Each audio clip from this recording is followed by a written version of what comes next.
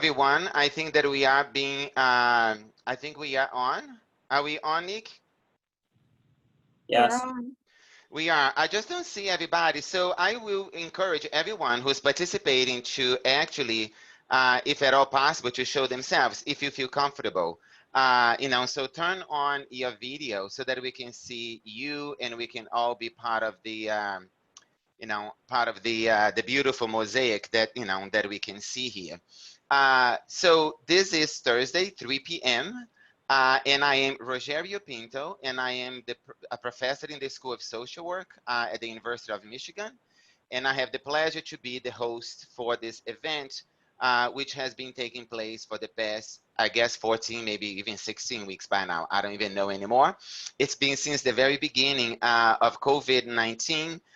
We started this event to understand better the stigmatization of certain populations, particularly from the beginning of the epidemic. And this has been evolving into something beautiful where an entire community has been coming to these talks and staying with us, over the week. So welcome to all of you.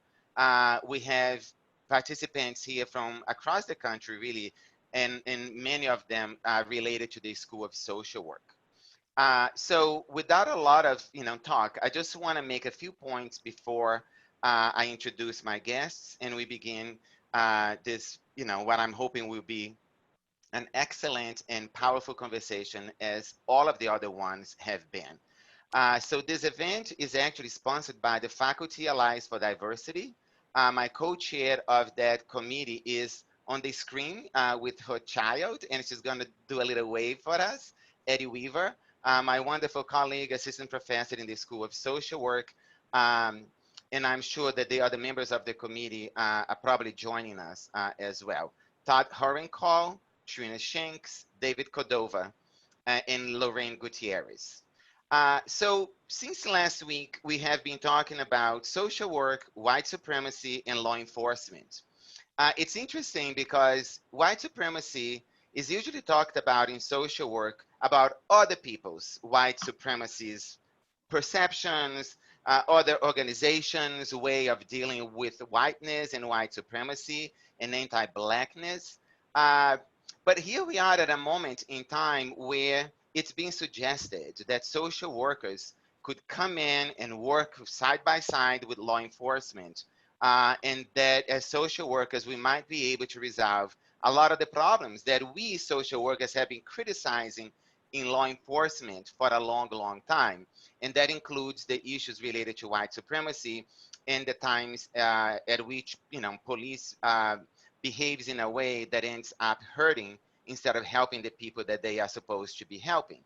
And so it's an interesting space to be as social workers because it's being called to attention, something that has been social work all along, but not necessarily talked about in relationship to itself, which is how white supremacy gets not only manifested in social work, but it gets perpetrated and perpetuated in social work, and also how social work as a place where white supremacy exists also influences the very organizations that we tend to criticize. So it's a very important conversation, and I'm happy that we are having this. But since last week, a few things happened, and I would just remind us what they were since our conversation. So our president this past week saw a tweet from a white supremacist with a big decal in his cart in Florida. And this man was shouting into demonstrators the words white power. The president found that to be, so great that he decided to retweet the very thing until someone came and took it away 3 hours later. At the same time, we saw actually very nice things happening last week.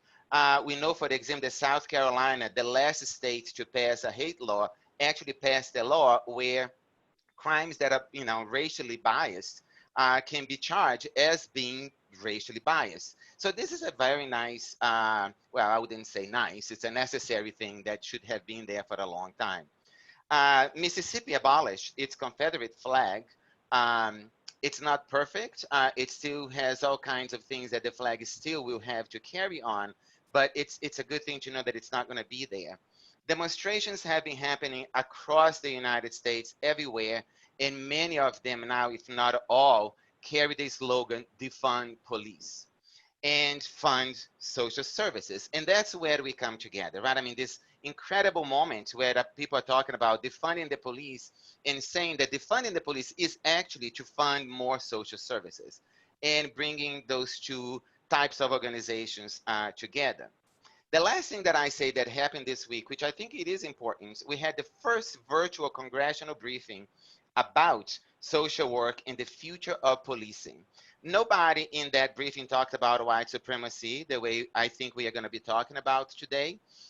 There were people from across many universities in the United States who were at that briefing, who spoke at the briefing. And Barbara Lee, a congresswoman from California, and Chris Van Hollen from Maryland were there as well, and they gave a little speech before the briefing began.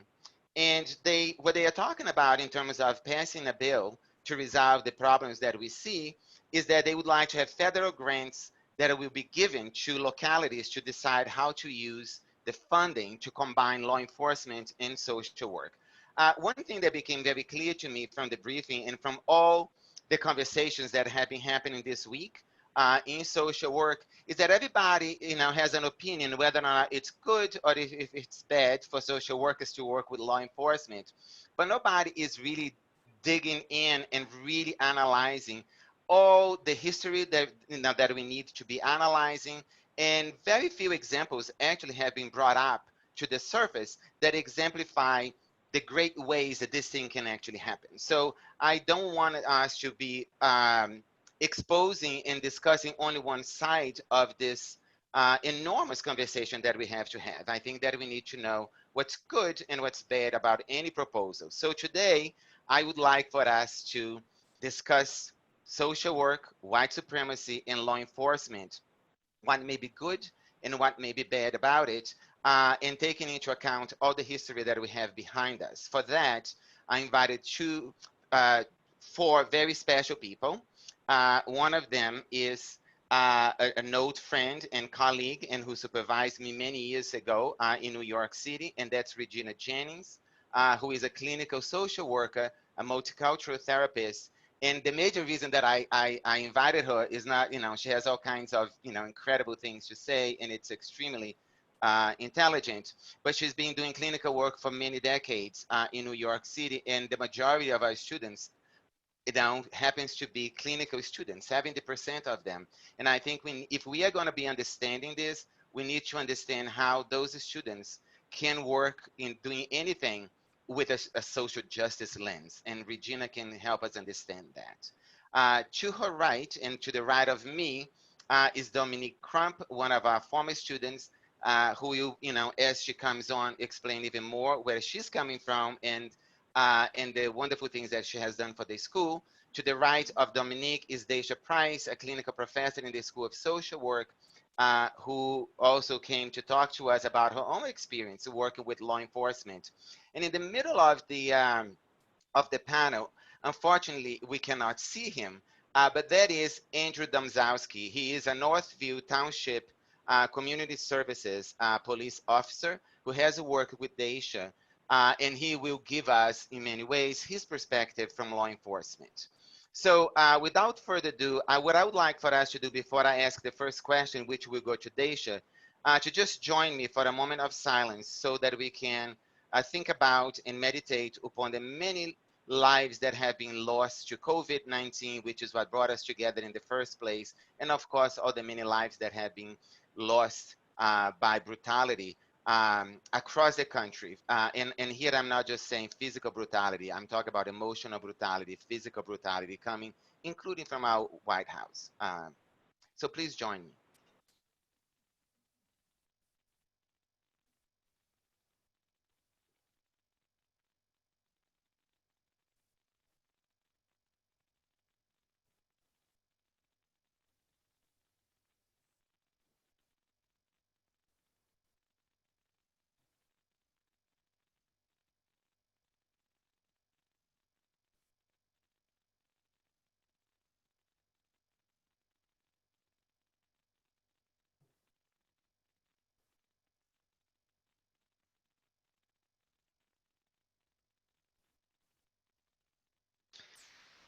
Thank you all for joining me. It never seems that a moment is enough, right? So I recommend we all take moments every time we need one, many times a day.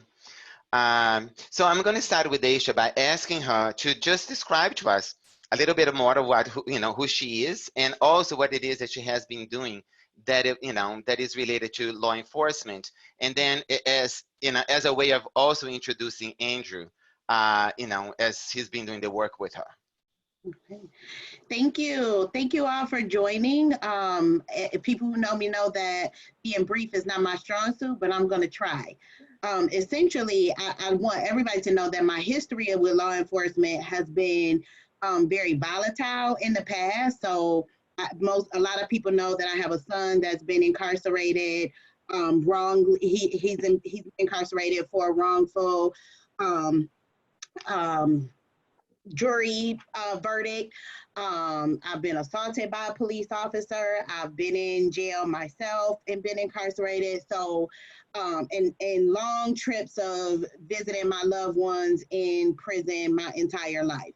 So I just want to give that background that I would probably be the least person I would ever think that would want to develop any kind of rapport with law enforcement because they have not in the past been intimately supportive of me or my family.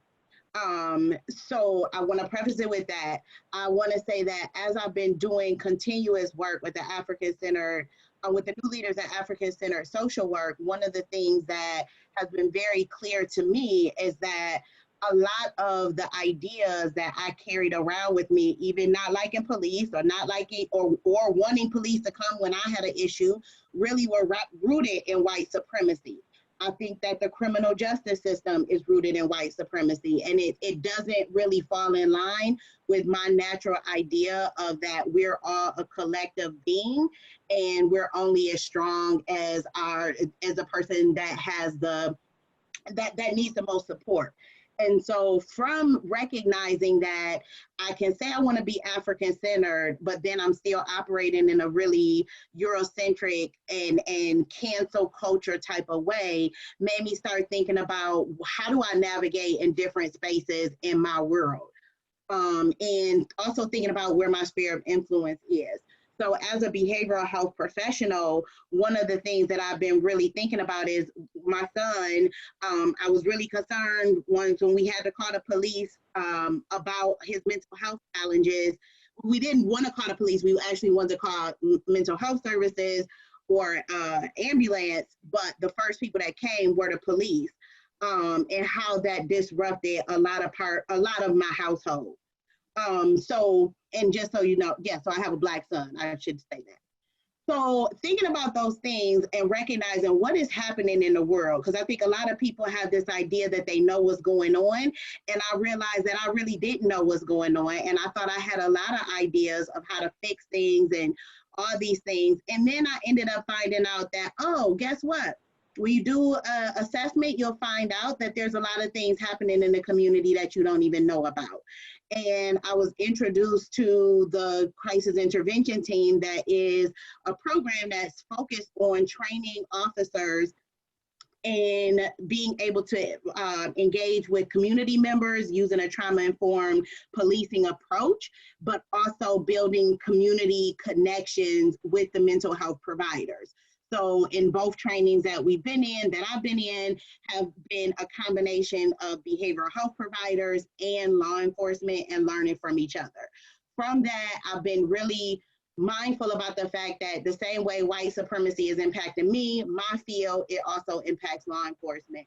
And I've been so, in the past year and a half or so, I've been working with the chief who was going to join us, but he had a family emergency that has been really doing a lot of things in Northville Township and really wanted to do things before things got into. So I'm talking like 2 years, we've already been having this conversation. And so I'm really glad Officer Domzowski is with us so that he can share the things that that Northville has been doing over the past couple of years. Thank you so much, Daicia. So that's a good entry for officer, the whole about calling everybody a doctor, right? So Officer Andrew Domzowski, if you could just, build upon what Daicia said, and give your perspective as law enforcement, where do you see this combination of social work and law enforcement? And if you could bring up the idea of maybe give us some idea how law enforcement is actually talking about these issues that we are talking about here, because of course we are not there. So anything that you can tell us to shed light would be greatly appreciated. Absolutely. Well, first off, thank you for having me. And second off, I'd like to apologize for the camera issues here. The building I'm in keeps dropping the call, and I didn't want to be rude and have it come in and come out. So I do apologize for that. To touch on what Daicia was saying, I had the pleasure of working with her last week. We're actually instructing for the CIT. And just to build off of that, essentially what it is, it's an innovative first responder model of police-based crisis intervention. And what that does is it's training to help us for persons with mental disorders or addictions and allow them to access medical treatment rather than place them in the criminal justice system. I kind of had, to touch on that, back in 2016, I look back on that and I reflect upon responding to somebody who was suffering from mental illness and not really understanding that. It kind of took a turn for the worse, unfortunately, where I was injured. In that moment, I realized the importance of having crisis intervention teams and having mental health professionals integrated with law enforcement, so we have a better understanding of what we're dealing with out there. For Northville Township, just to kind of speak on that, and I know you don't want me to take up too much time, but our focus here is just best practice standards. We work with the Michigan Association of Chiefs of Police. We also work directly with High Garra Health and COPE. But we're also working with the Detroit Wayne Integrated Health Network to try to build a better relationship, so that way we do have a better understanding of mental health in the community. The goal here is to leave a positive footprint out there in the community and leave people with a positive experience instead of a negative experience, especially now with the climate of what's going on around the country. Thank you so much. And did I hear before that your wife is a social worker? Yes, sir. So that's that's the other side of it. My spouse is a social worker, so I have a strong love and passion for social work. So for me, I don't want to say that I'm caught in the middle, but I know the importance of having social work with law enforcement and having that understanding with the mental health aspect of it. I think it's imperative that every law enforcement agency has that and has a positive relationship with them. It's just better all around for every community that we're involved with. I tend to agree. So what I get out of Andrew is, I mean, so many things he said, which I think we could begin to unpack, right? But one thing is like social work and law enforcement. And I wonder if everybody's thinking the same thing that I'm thinking. Is it like those two people working together? Is it the two types of professionals working in the same building? Is it them going, when there is a call, they go and answer the 911 call? That's the thing that I feel is very murky in every single conversations that we have. And I think that what Daicia and Andrew gave us is one example when, this can come together. I'm gonna go to Regina before I go to Dominique and ask her to chime in, perhaps from her clinical work in hospitals and in different places in New York. What have you seen in terms of your own personal involvement sometimes with law enforcement and other people? What are your observations, Regina? Well, what I would like to suggest actually is if there could be a helpline in the police station, so that if somebody calls and maybe they just have a question or they need some advice before it becomes a 911 call, and to discuss it so that somebody who's feeling troubled doesn't necessarily have to have the police come to their place, I mean, I would like to see that happen. Well, and so if we have you been in situations where you might have the opportunity to work with law enforcement, Yeah. and if so, can you give us examples where they may have worked well or not necessarily? I know Sure. that in your work with in drug treatment programs, there was a lot of involvement. Right. I mean, ideally, I would like to be able to de-escalate and prevent, because basically in my experience, the detectives would come and spend quite a bit of time with us when they were trying to find a perpetrator out in the streets, and so to go through our film and discuss, and that was very alarming to the people in treatment there because they wanted their privacy, so it can be complicated. So many ways that we could de-escalate rather than have to react after an event, that's what I would like to see happen. Yeah.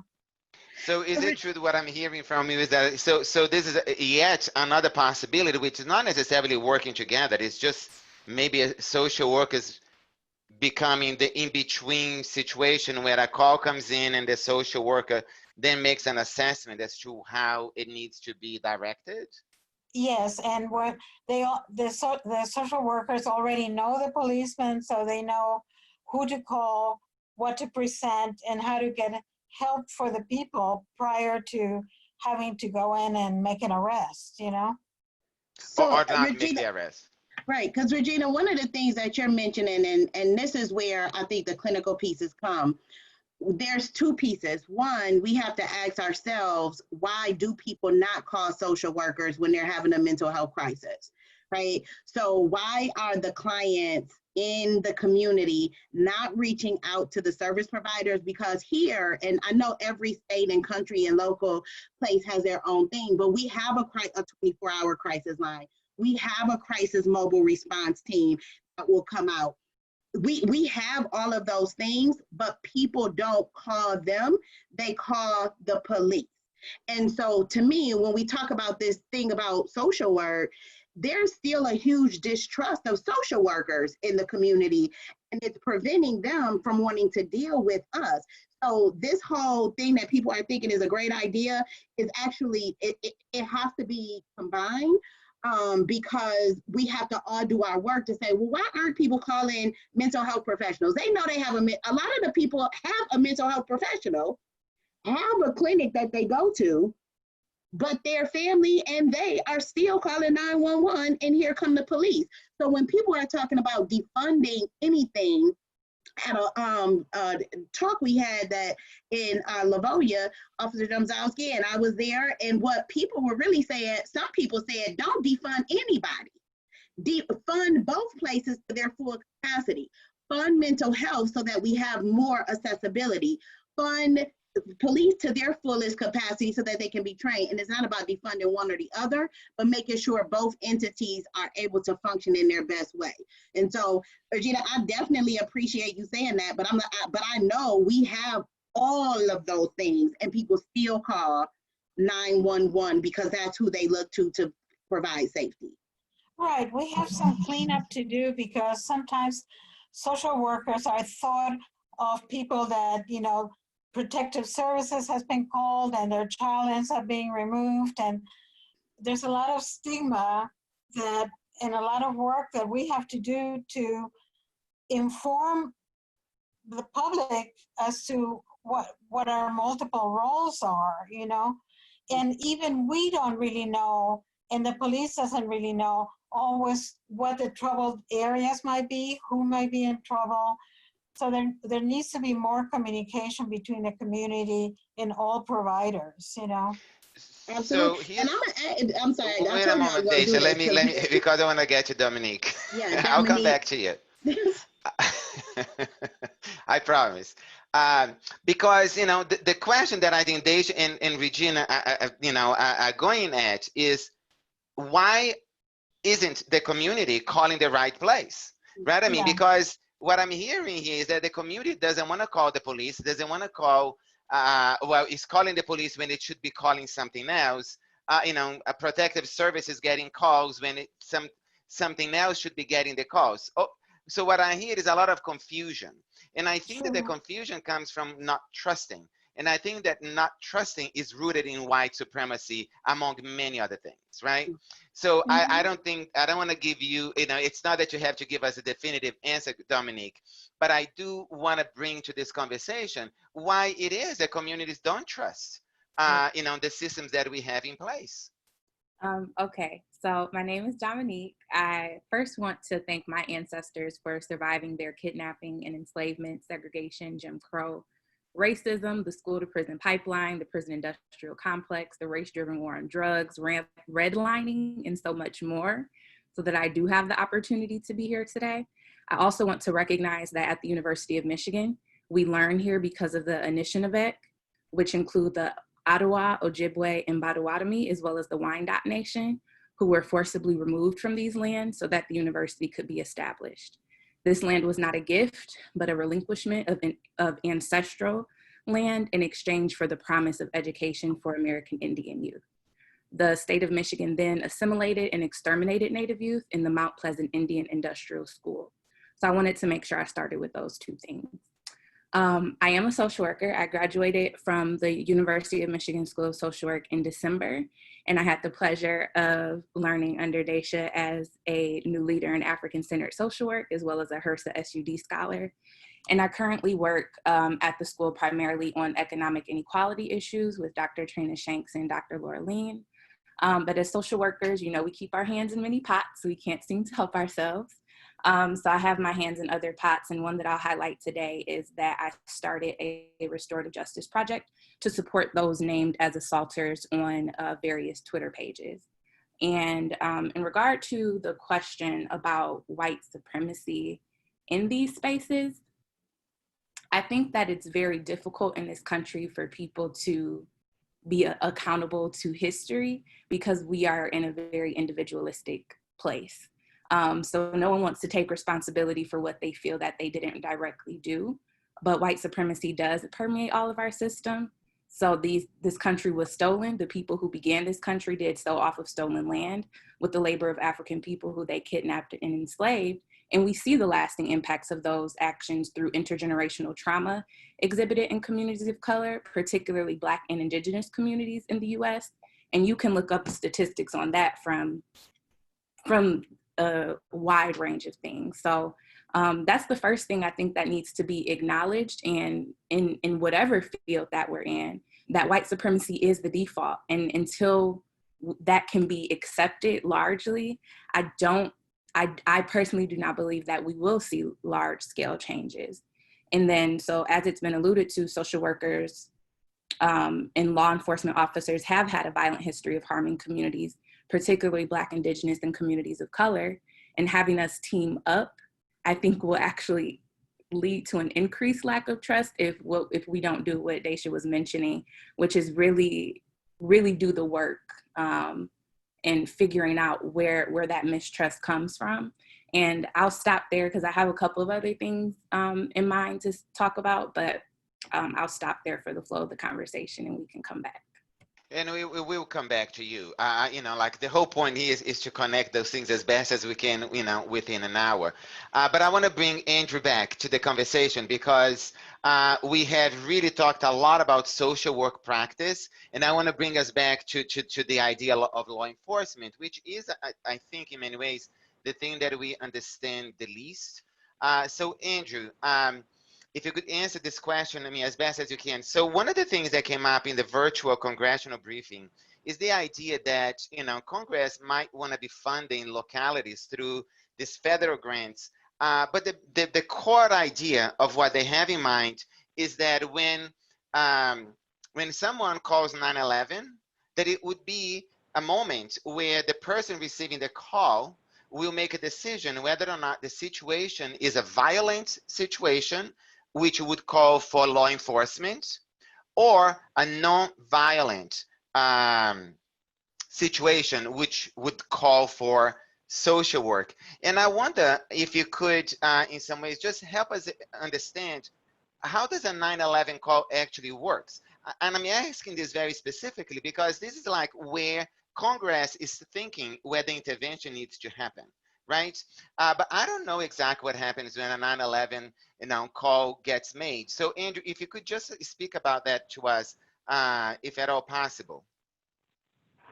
Absolutely, I'll do my best to answer that. So I can't speak on behalf of any other agency other than Northville Township, but I can tell you that when a 911 call comes in to Northville Township, we respond to every call for service. we don't turn down anything. So we always respond. And as it relates to anything where it's a mental health crisis, we have a mobile crisis team, and that's exactly what Daicia was speaking of.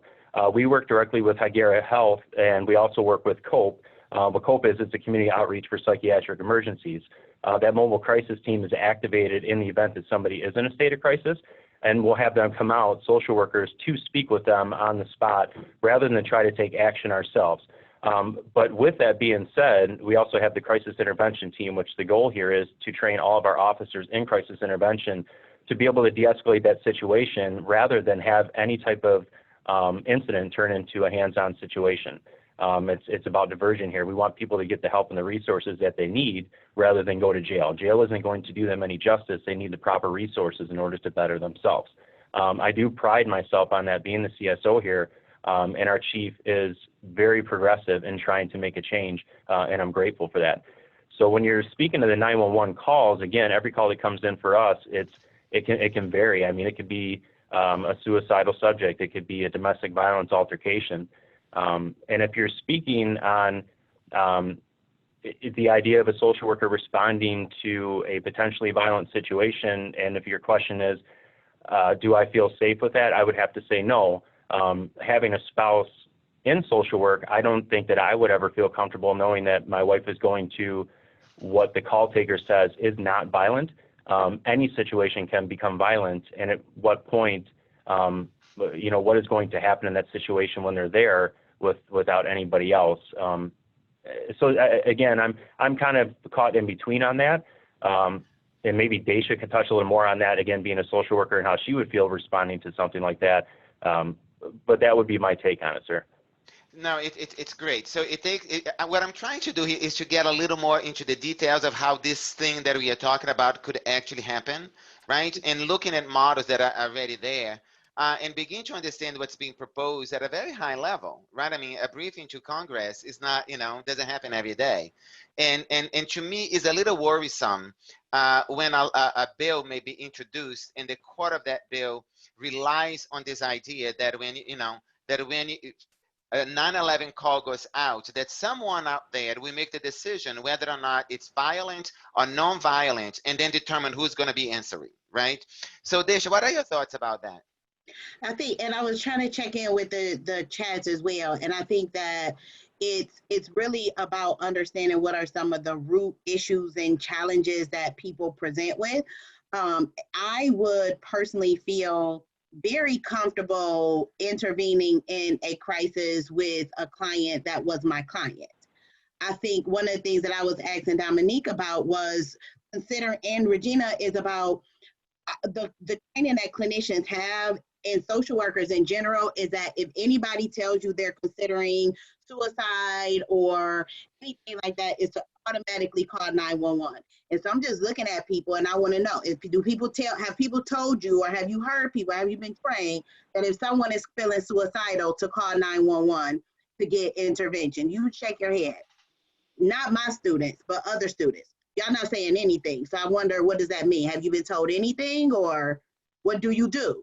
So I know in my practice settings, there's literally been places that say, for the professional, if someone is reporting X, Y, and Z, call 911. When you call 911, unless you are connected to a program like Officer Domzowski, it can go a number of different ways. And the problem is that the community doesn't know what that looks like. So they just call the first number that they can access, and the people who have to come, because they don't have time for social workers to be like, well, I'm with my family, or people don't have time for that. I think it's important to recognize how we train people and how we train to respond to every situation that comes up. And so do I think that community response teams should be something? I absolutely do, because I think if people could actually come out and ask people what is happening right now, and it may not just be mental health as far as mental illness, it may be distress because of other life stressors. And I think that's another thing that I want to make sure we're differentiating. I think of mental health as all mental health and behavioral health, not just having a severe and persistent mental illness. So if someone has no food, if they have no clothes, if they've just been put out, those are all community issues Alicia was just sharing that her husband is a Black officer. So they were trying to do the right thing, right? They were trying to connect people to resources, but if they're not there, what do you do? So I think that when we start to ostracize ourselves and have all these little fragments of pockets of things that we do, we are perpetuating, as Dominique said, individualism. Even as a profession, we're perpetuating individualism and saying, well, I'm gonna do my thing, you do your thing. Interprofessional work means we need to know our expertise, but we also need to collaborate in really strong ways. And what I will also add is that I'm gonna say it anyway. Northville Township is a predominantly white place for people who don't know. So and I will also say, Jimmy, yes, they're all the officers in Wayne County have access to mental health first aid. I have been training officers in mental health first aid in Wayne County for the past 3 years.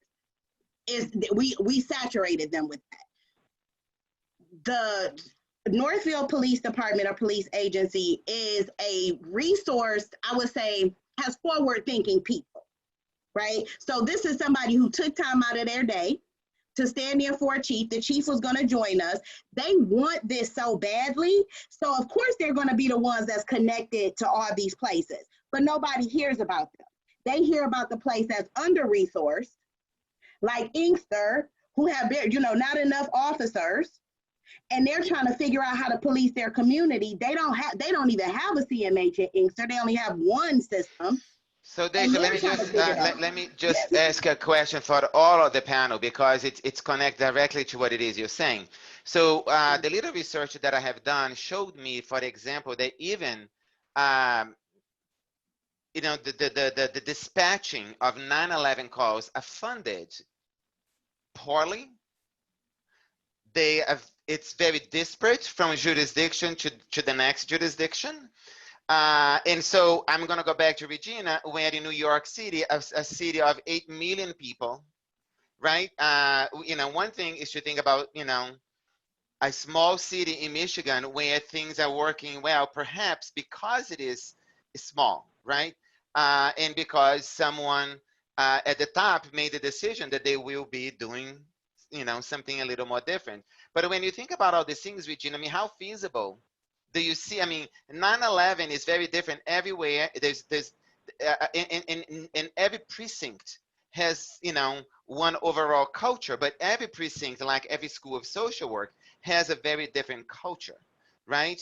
And so how does one bring it all together when those two types of organizations have a history of white supremacy, specifically anti-Blackness white supremacy, that has, in many ways being brutal to a number of people for centuries?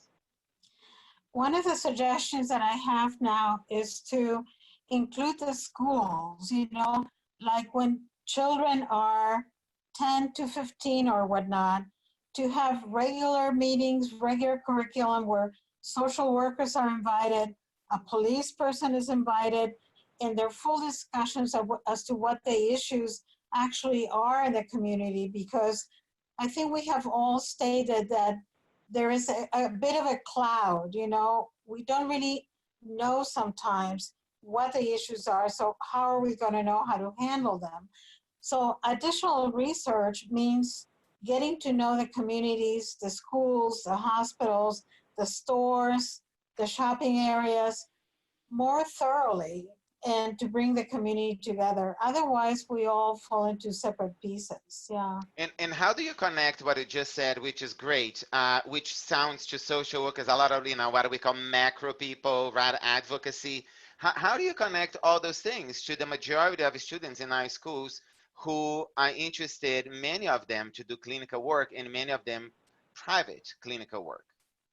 And make it part of the curriculum starting early, with kids 10 to 15. What are the issues that stop them from doing their homework, from getting up on time? What is it that brings up anxiety? What is anxiety? It's like children often don't know how to talk about that.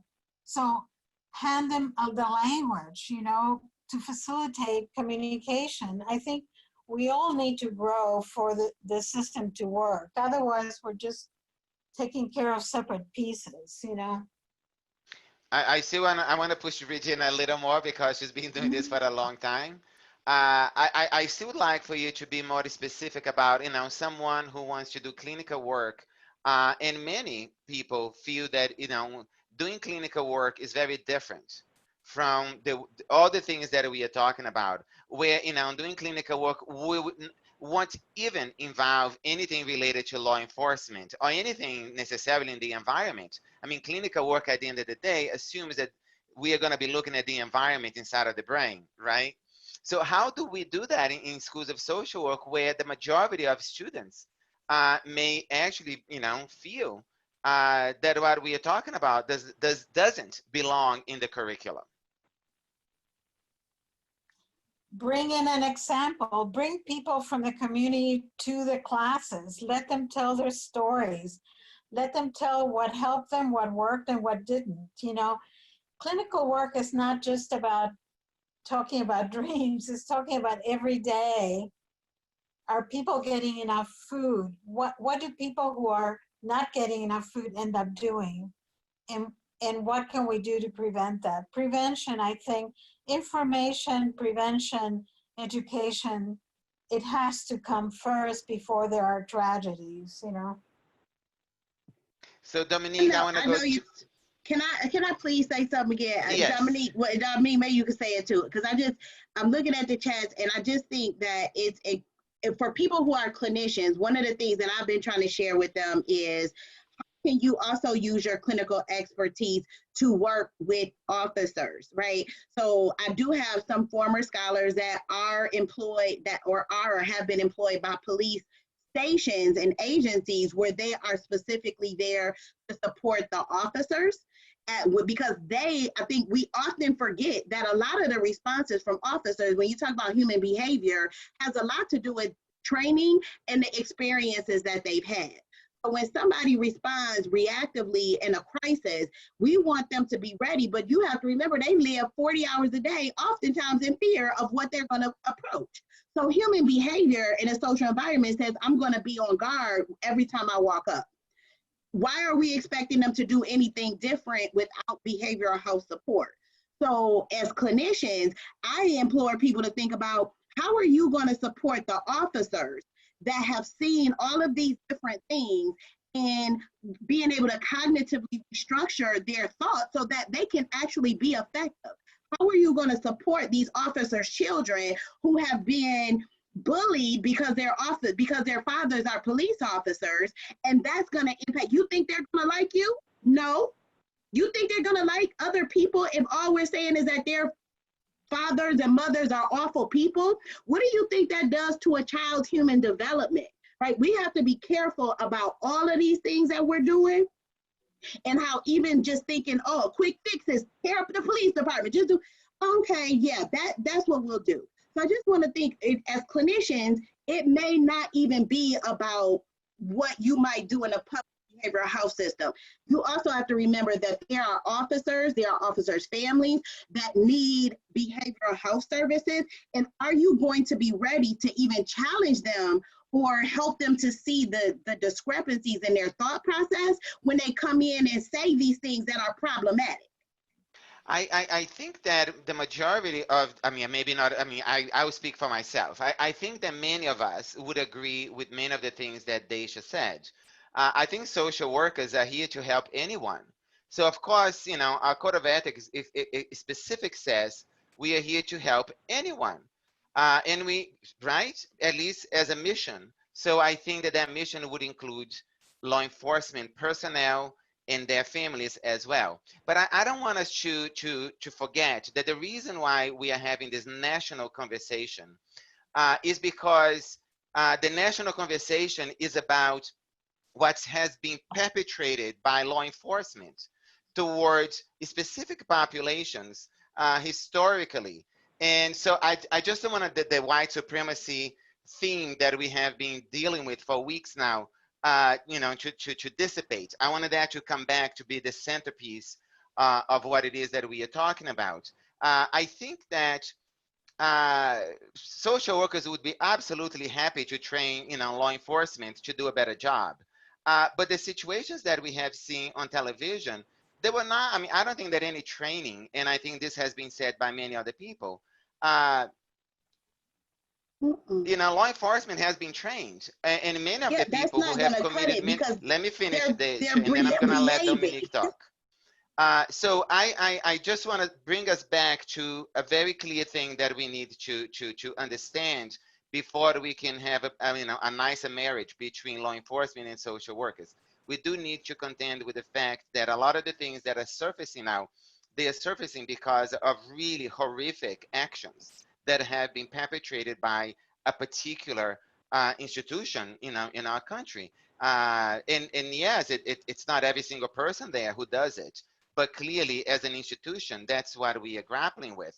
And social workers need to grapple with their own horrific behavior toward many, people of color. So Dominique, bring, help me, recenter the conversation on this issue as well, so that it can be, beautifully and that can encompass all these issues at the same time. Yeah. So first, I wanted to address just the way we learn about the brain in behavioral health services, mental health services, from a social work perspective. I know this book is new, but I learned about dealing with people in a person and environment way, an ecological perspective in social work. So I pulled up the wellness wheel. People have their physical health, their emotional health, environmental health, financial health, occupational health, social health, intellectual health, and spiritual health. So we can't continue to divorce behavioral health from all the other aspects of people.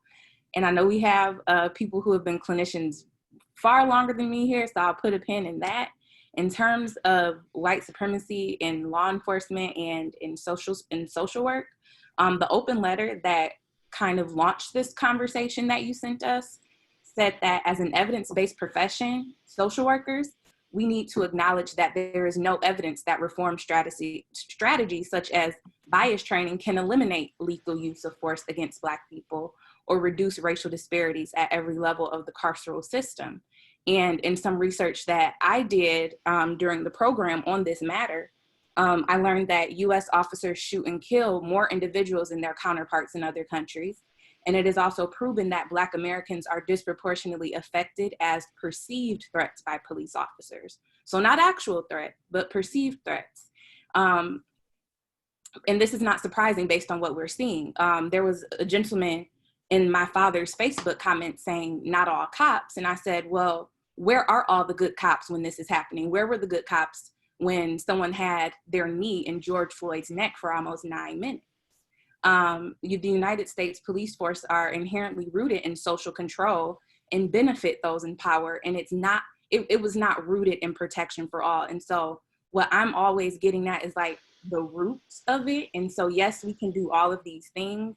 And we also need to understand that policing in the United States was birthed from a need of public order, driven by economics and politics. So those with the means to fund their personal security needs decided to save money by convincing other citizens to pay taxes to create the police force. And throughout the Reconstruction era, local law enforcement continued to oppress the formerly enslaved Africans by stifling their emancipation, enforcing segregation, and people were either murdered or terrorized when they tried to report police misconduct. And so those things continue to happen. Today, FBI data exposes that Black Americans in their neighborhoods continue to not just be over-policed, but targeted. And data displays that Black people are not more likely to use or sell drugs, for example, but they are more likely to be arrested for having them. So when we talk about policy efforts, the body cameras are taken off often, the volume is turned down. And so we really need a serious reckoning. When we look at how much money is spent on the fiscal year of 2020 in the Detroit Police Department, it's $317 million. It's $317 million. Housing gets 22.5 million. Health gets 12.7 million. So for me, I don't think it's egregious or or inappropriate to say, what are we doing with all of this money? Like $317 million versus $12.7 million for health. There is a disparity there. So what would it look like if we were not funding military armor for police officers, because that is what has been being worn during these mostly peaceful protests? What would it look like if we were not militarizing our police and using maybe some of that money for military gear to reinvest in community work that was working before that was defunded? I think even before the Reagan era. Thank you so much, Dominique. I just want to encourage everyone to follow the chat. I mean, there's no way that I can bring everything that is happening on the chat to this conversation. I mean, the whole point of the chat is not to do it, is to have so that it augments the conversation. So I am not going to be bringing, unless it's something that I really think will, move the conversation in a particular direction, I am not going to be bringing things from the chat to this conversation. And a long time ago, I basically decided not to do like a questions, because if you see that the conversation here is very, it's flowing beautifully. So I think it would stop the conversation if we start like taking very specific questions. So what I would like to do is to ask Andrew to help us, because as you can see, Andrew, we are grappling in social work with this very same issue, right? Even though we are focusing, more and more on law enforcement here, but the reality is the question of the day is, can two institutions that have a history of white supremacy and a history of abuse of many different types of population, it's very hard for social workers to imagine themselves, right, as being perpetuating these kinds of behaviors, but we do in many social systems. And many examples can be found in the literature about how, Black and brown people are treated in child protective service, how we have helped, to identify indigenous people and actually participate in many of the campaigns to move them from one place to another, take them out of their geographic areas that they possessed. We have been involved in identifying immigrants and deporting them. We have been participants in many of the things that we say we are against, and we need to be able to come to an agreement within the profession and then, hopefully resolve that. So Andrew, if I may ask you, as those two institutions that are grappling with this idea of white supremacy, and based on what Dominique talked about so beautifully, and give us such a nice and clear encapsulated history of those issues. How do you feel when you hear social workers speaking about law enforcement the way we do, and at the same time saying that we understand that we have to deal with the same kind of issue? What are your thoughts? Well, I'd like to start first off by telling you, as I was listening to that, nobody dislikes a bad cop more than a good cop. And unfortunately, right now, there are thousands of police officers that are looking at the incidents that have occurred and are disgusted and appalled by that. And that includes myself. So I need to just make that very clear that what has taken place, especially with George Floyd, is wrong. That is not the way we are trained. I know at Northville Township, we are not trained in that fashion, nor would that happen. So I just want to make that very, very clear before I even start. On the other side of this, as far as talking about social workers and law enforcement, and I understand that there's going to be opinions on both sides, I know that there's going to be people who don't agree with law enforcement, and then there are going to be those that do. I have the utmost respect for social workers because I've always had a positive experience with interacting with them and working with them. Based on what we're doing here in Northville Township, it has been a blessing working with the social workers and having the community outreach in order to be successful in responding to critical incidents and those that are in a state of crisis. Again, this is myself saying this, but I think that this works. I think that having social workers and police officers working together hand in hand not only is better for the community, but it's going to provide more resources, and it's going to allow a better understanding of one another, how we operate, and the perspective. And I think transparency is key here in order for us to go in a forward direction and be more progressive. And how do we make a change, not only within law enforcement, but as you speak of social work in itself and white supremacy all around. We have to start there. I think that is absolutely critical. Thank you again. So we are approaching the end of our hour. I mean, again, we could go on, talking much more about this. I appreciate what you said, Andrew, and I think in many ways we need to understand how to bring this conversation to the classroom with our students. So this conversation is not the last. What I would like the group to do at this moment, because we still have a few moments, if you don't mind, I'm gonna ask you to write on the chat what do you like for us to discuss as we move forward with this series, right? I mean, we are having these events every week for quite some time now. And I usually, bring up issues that people are telling me about, but I would love if you have any ideas as to should we have a part 3 of this? And there are some, examples already in the chat room, people saying the things that they would like to discuss. So I'm asking you to just, very quickly, like a few words, please bring up this thing in future events because we are going to keep doing it. So if you have any ideas, please put it in there. The core issue for us in this event that we have every week is the idea of how social work needs to understand and teach students to understand social work itself from a historic perspective and understand there are disparities in how we treat people in institutions across the country that absolutely have mistreated individuals, such as we just heard from the panel.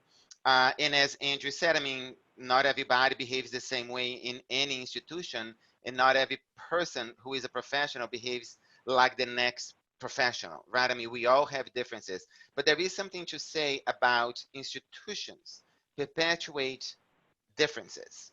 And so, and I think that that's the major thing for us. I would like to thank everyone, but before I thank each and every one of you, I'm gonna go back to Daicia for just a minute or so, to tell us what it is that she thinks. How can we move forward, changing a little bit the paradigm that I heard today, which is social workers over and over training law enforcement or partnering with law enforcement? What can we learn from law enforcement so that we can actually even begin the conversation that we are trying to have? I don't know anything about law enforcement, never learned anything in school. And actually, all the things that I know about law enforcement is by observing things that were done by law enforcement in the neighborhoods that I come from, and those things were not always very nice. So what do you recommend that we do as we move forward? So for me, I think I know people are saying I want to do and not just talk, but I think talking is what helps people be able to do. And for me, spending a lot of time with officers, the past 2 times, I get the opportunity to ask them, why do you stand this way? Is that a part of your training? What is your protocol? What is the history? Tell me, what is the expectation? What do you expect about your position? I never knew any of those things. And to be able to know like what they feel their goal and mission and values are, and to really have a good understanding of that, and how to collaborate, because they will tell you how to work best with them. Just like we do when we're trying to do interprofessional, I think we need to envelope that into interprofessional training. We do it with doctors, nurses, we need to do it with law enforcement too. And I do say that, and even though if we're gonna have law enforcement, that's what it's gonna take. Ideally, I would say that each and every one of us have to think about, what do we feel about punishment versus restoration? Because at the end of the day, when we talk about law enforcement, that's the bottom line. There's many people that y'all couldn't live without police. See, I could live without police. A lot of people, we had the thing in the school of social work. They want to call the police on people. You want the police to do what you want them to do, but you don't want to do what they feel like they need to do. So having that combination of conversation to understand the purpose and the values would be tremendous, and to even know why they're doing what they're doing. So there's this stance where they put their thumbs in their whatever they do.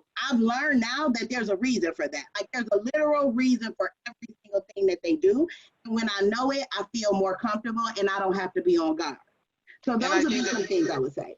And I think that the more we know, the better prepared we will be, not only to know, but if we're in a critique, we need to know, right, what the evidence is. So thank you for saying that. Regina, thank you so much for being here with us. Someone just placed a comment on the chat box about you bringing up, younger people, not just MSW, but to start some education long before anybody comes to the MSW program. So thank you for not only that, but for all the other things that you had to say to us. Andrew, I should say, Officer Domzowski, I go back and forth. Thank you so much for joining us. It's really important for us to diversify the voices that we hear in the school and to take them seriously. And so giving us the opportunity to have this conversation with you, it's really good. Thank you so much. Dominique, thank you so much for having me. Yes. Thank you so much for being you and for bringing up all these fabulous things. Go on being fabulous. And Daicia, same to you. Thank you so much for coming and being your wonderful self. We will continue with this conversation. People are already giving a lot of ideas in the chat box. I take everything that you guys tell me seriously. So I hope to see you here again very soon. Have a beautiful holiday, whatever it is that you do for this holiday. And the conversation will go on. Again, I'm Rogerio Pinto, and I'm a professor at the School of Social Work at the University of Michigan. Thank you so much for coming. Bye-bye.